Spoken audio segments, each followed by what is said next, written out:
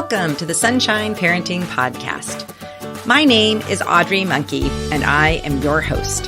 For more than 3 decades, I've been a summer camp director, and I've had the privilege of working with thousands of children, teenagers, young adult counselors, and parents.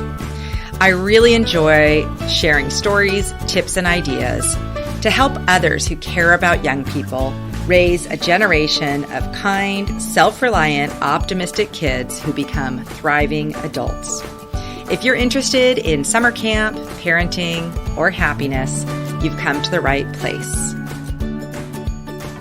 In this episode, which is episode 58, I am chatting with Jackie Beyer.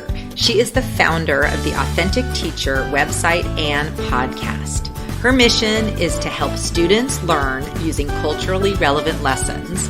She wants to share best teaching practices and state-of-the-art technology to help parents and teachers provide the best education possible in the 21st century.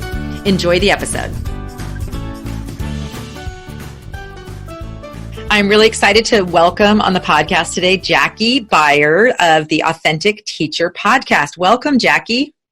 Well, thank you for having me, Audrey. I'm so excited to be here. So tell me a little bit about the work you're doing and what Authentic Teacher is all about. Okay, well, that's a good question. And truth be told, it's still a work in progress. So Authentic Teacher started because I walked into a store one day and I saw this parent from the year before and she said, I miss you. I miss your Facebook group. My son missed his pictures this year because his teacher doesn't have a Facebook group, and I miss your weekend math challenges. And so by the time I got home, I had the domain name authenticmath.com, which is what I thought it was going to be, but then it's kind of evolving to Authentic Teacher. And basically what I want to do is help teachers come up with ways to create lessons that align with a common core, but use authentic examples. So one of the examples she was probably missing, although her son was in 2nd grade. I keep thinking about this one I did in 4th grade last year, where we were studying fractions and equivalent fractions, and my students were struggling so hard to learn fractions. And my husband sent me to the grocery or to the hardware store to get him staples, and he's like, "All right, I need 1/2-inch staples." And I get to the store, and do they have 1/2-inch staples? No, there's 3/8, there's 5/16, there was some other one. And so I posted a picture of me standing in the store getting the staples, and I'm like, these are the ones I bought, and did I buy the right ones? Do I have to go back to the store? Is he going to be happy?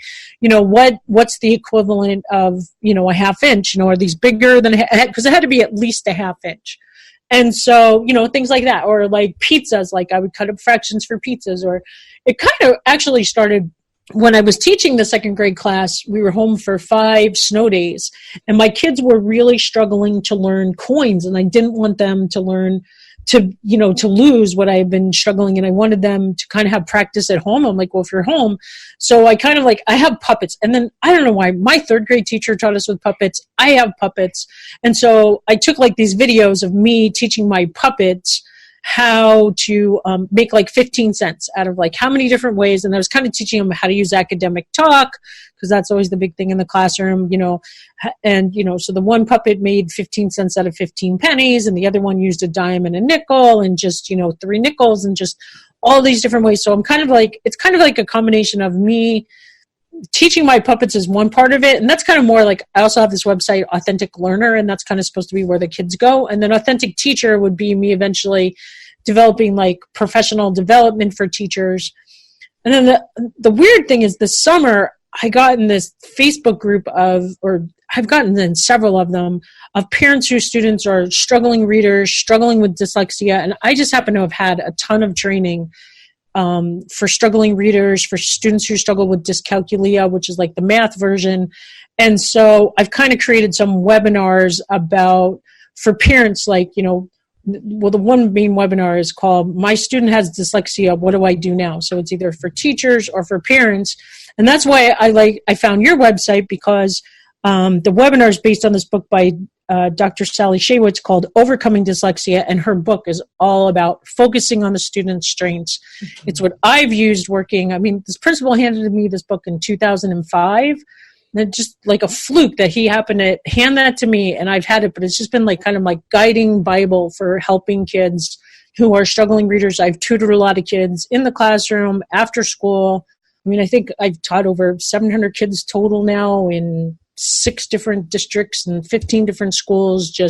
But this has always been where I start. And she talks about these are the cues to diagnosing dyslexia, but you really want to focus on student strengths. And so, oh, I love that. Oh my gosh. Is that a good introduction? Yeah, no, I love that. And I think it's great so are you now kind of pivoting to be more of a trainer, or like, are you still teaching or part-time, or do you now just do this other educational stuff with the Authentic Teacher, Authentic Learner? Is that now your full-time gig?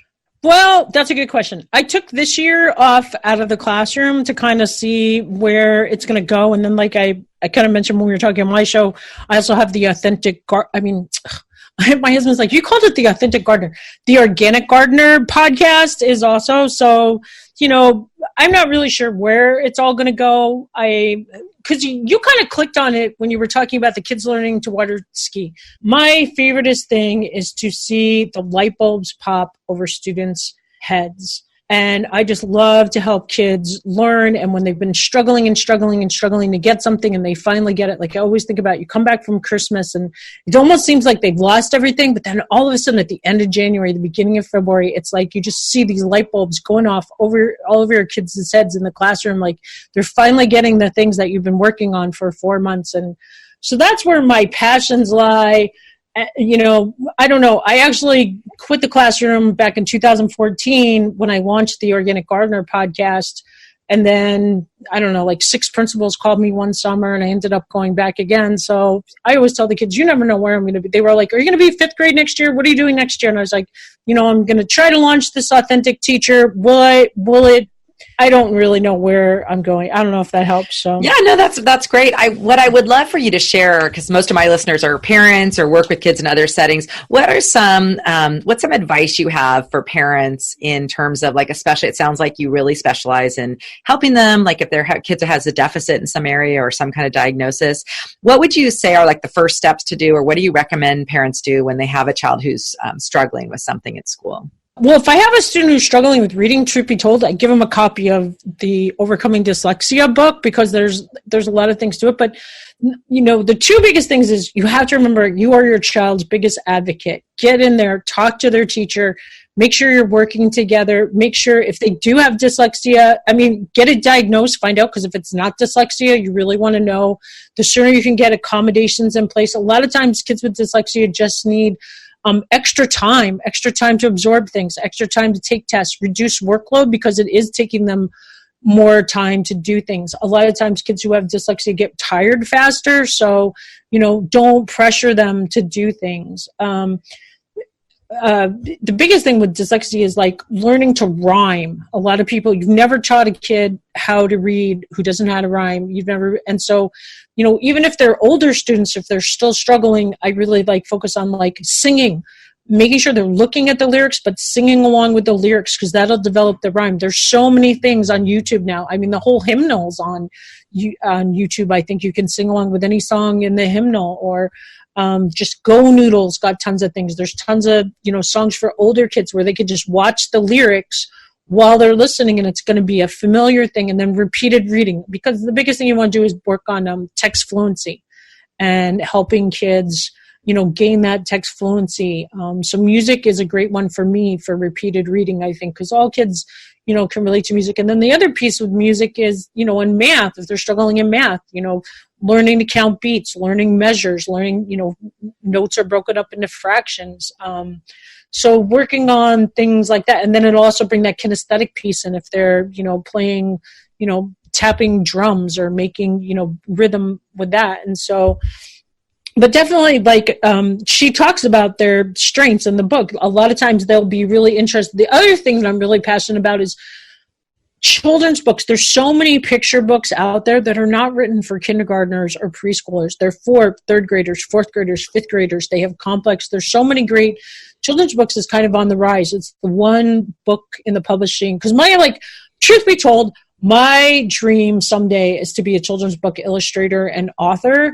And I know because of that children's books is actually one of the biggest growing type of book that's being published today. And so if kids can read, if you have older kids, even high school kids, a lot of times, if they're interested in, horses, you can find a picture book with tons of facts about horses. That's going to be enough, and help them, read those things, get magazines and things that they're interested in. If they're interested in water skiing, or they're interested in mechanics, or they're interested in dinosaurs, or they're interested in, whatever, photography or whatever, music, get them some magazines, get them books that they're interested in. Use your library. There's so many great resources. And then the other one, if you do have struggling kids listening, the library's got the app Overdrive where they can hear everything. Audiobooks, there's so many audiobooks. That's why I would love for teachers to do more. And I'm connecting with my local community college about starting to teach a podcasting class, because I think podcasting is a great way for kids to learn about topics they want, connect with other like-minded kids, and then if they start producing podcasts, producing YouTube videos. I don't know why, I just live and breathe technology.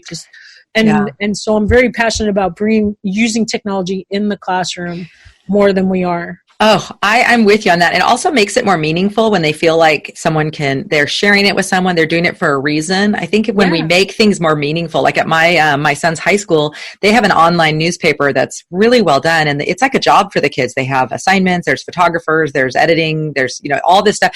And to me, what's great about it is it's like job experience too, because they have deadlines, they're working with other people, they have it's a great whole thing. Plus, it is giving a service to the community because they post about all the events that have happened or are coming. So it has meaning. I always think that, what's that book, The Freedom Writers? Oh, yeah, with Hilary Swank, the movie. Yeah, I ordered that. It's like sitting at my library waiting for me to go pick it up because I'd never read the book. Right. And I think I haven't read the book either, but I do know the story. And basically she got these kids to, I think it's a blog or something, they were sharing things. And so when you're sharing things out in the world, first of all, it feels more meaningful than just turning it into a teacher. And so I agree with you. I think using, podcasts, videos, I've seen people do like video book reports, like make a little commercial for the book you read. How fun. The other kids like watching it. You have fun doing it. I think those things are really, really good. And plus, a lot of people will end up using those in their jobs eventually. So might as well have them get good at doing more meaningful work with their screens. Like, I tend to really promote a lot of like, let's get unplugged. But I love technology. I love podcasts. I love my blog. I have fun reading other people's things. I love listening to other people's podcasts, YouTube, so I'm a consumer of all those things. Plus I like creating.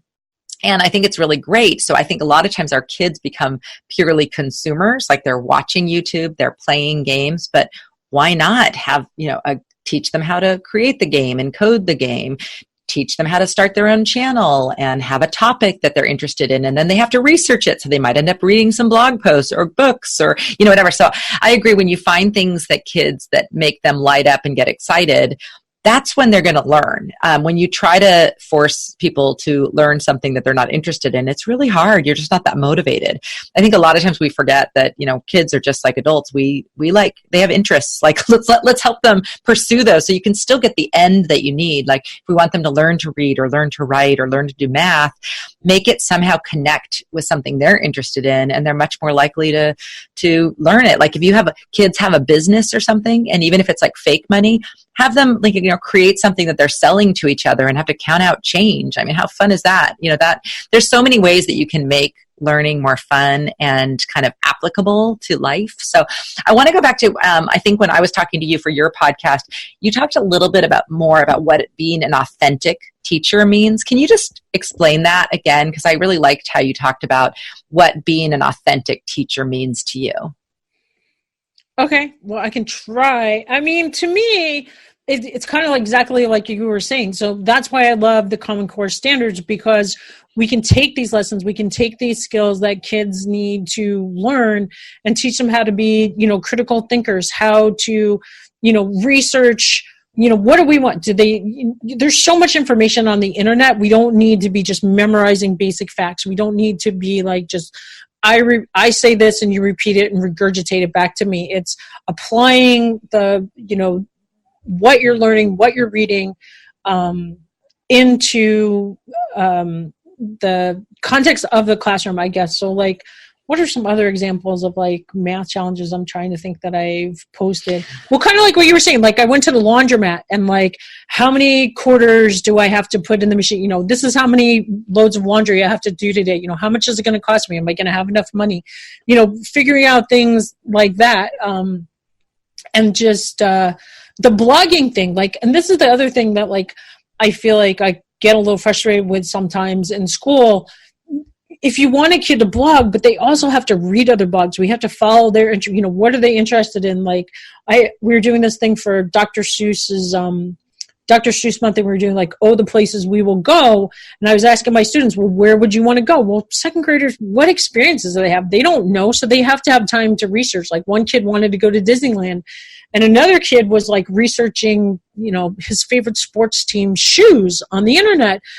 And you know, somebody was kind of upset with me. A coach came in and she's like, why is this kid shopping on the internet? Or another kid was looking up space aliens. But to me, that made me see, maybe he's interested in going out of space someday, you know, and then I can like, by giving him the chance to look at that, then I can go find the resources and find the sites that are good for them to go to. But if they don't ever have time to explore it and look around and see, how am I going to know what they're interested in? You know, maybe that kid's going to be a sports marketer someday. Or like my niece is going to St. John's, just started because she wants to do, she wants to be a lawyer, but she wants to specialize, and she's a big athlete. You know, she's a runner and a swimmer, and, you know, she was always very big in sports, and now she wants to go into sports law. Like you never know where kids are going to, you know, what they're going to be interested in, and just helping them find the things that to me, authentic lessons in the classroom is what being an authentic teacher is. And then also following your passions. Like I always like to read a book about, you know, why did I move to Montana? I read that book when I was in 4th grade and ended up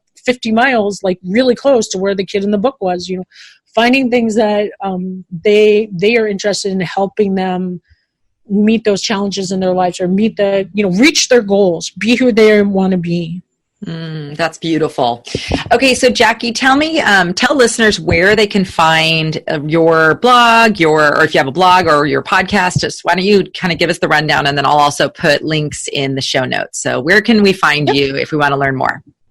Well, it's all just at authenticteacher.com. The podcast really is basically just the blog. Like I have like the audio blog where like on Mondays I'll kind of just talk about my experiences. On Thursdays, I try to do an interview. And then on Fridays, I have this thing called Facebook Fridays, where I'll like post a tip on starting a Facebook group for your classroom.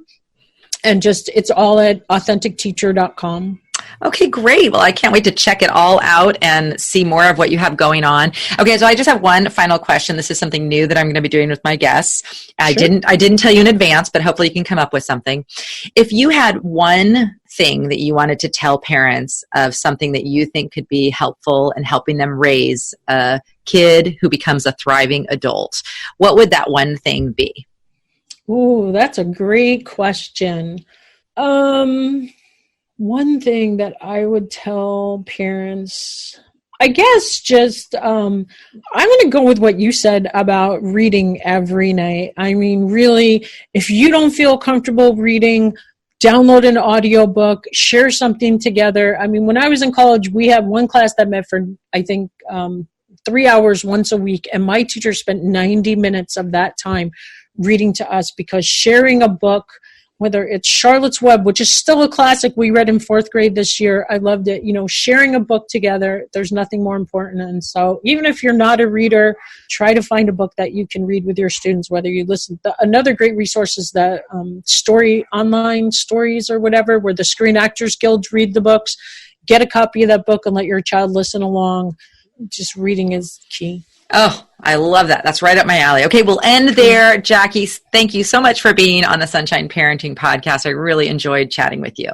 Oh my gosh. Well, thank you for having me. It was just a delight. I love podcasting. It was so fun to talk with you today, Audrey. Okay, we'll do it again sometime. Okay. Thank you so much for listening to this episode of the Sunshine Parenting Podcast. I'm glad you could join me. If you would like to read notes and get all the links to things that Jackie and I talked about, please visit my website at sunshine-parenting.com and search for episode 58. You'll find all the notes and links there. as well as a link to the episode that I visited Jackie for on her podcast, the Authentic Teacher Podcast. While you're on my website, if you don't already subscribe to get my emails, I would love to have you join my community and keep up to date on my podcast episodes and blog posts.